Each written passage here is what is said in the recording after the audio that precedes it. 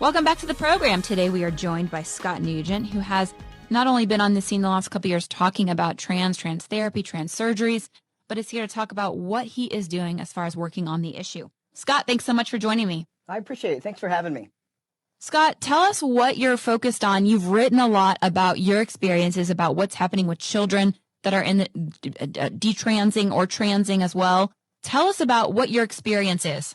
Well, as transition, I've gone through the process, and I also have 3 kids at the age they're medically transitioning children. So for me, I'm kind of in a special situation with kind of understanding it with all the puzzle pieces. And all I'm trying to do is educate people that, you know what, medical transition is experimental, it's dangerous, it doesn't cure anything, it's cosmetic surgery, and it's not for kids. So for me, that's what I'm trying to get across here today. Scott, you have had your own experiences with this, and those experiences have led you to speak out against it. Tell us what you experienced when you went through a transition in your 40s. Well, at 42, I found myself kind of in a vulnerable place. You know, there was Jazz Jennings and Caitlyn Jenner, all these reality shows. And I kind of sat on the couch one day and kind of said, geez, I wonder if I'm born in the wrong body. And a week later, I was in front of a trans woman therapist who asked me how long I had been dressing like a woman. Now, I was a business sales executive. I did hair in my early 20s. I knew how to walk, talk, and I knew how to act. So I didn't look female. And that one question kind of derailed my entire life to a place where, you know, I'm probably not going to live long enough to meet my grandkids with my reoccurring infections with bottom surgery. So, you know what? This is very, very serious to me. Some people do find some comfort in medical transition, but it's cosmetic surgery, not life-saving, and definitely not for kids.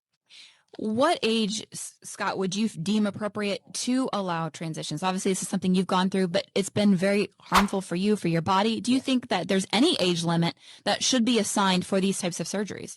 Well, I think the first thing that we need to do is we need to kind of assign this for what it is. It's cosmetic surgery. It doesn't cure anything. Once we kind of filter that out and have people understand the truth, then anybody that's an adult from that point on should be able to, you know, make some kind of decision, whether it's, you know, getting hair plugs, I got no hair, or, you know, getting a breast augmentation is something for an adult to make.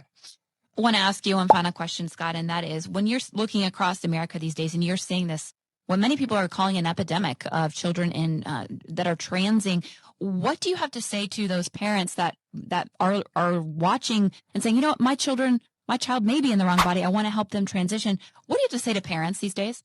Well, you know what? No child is born in the wrong body. So first of all, that language, I would tell them to kind of separate that. That's what I call unicorn farts and glitter bombs. It makes absolutely no sense. There are biological males and there are biological females. Now, with that said, girls come all different ways and boys come all different ways. So let's celebrate that before we start kind of working into biology with unicorn farts. Unicorn farts don't belong in biology, don't you think?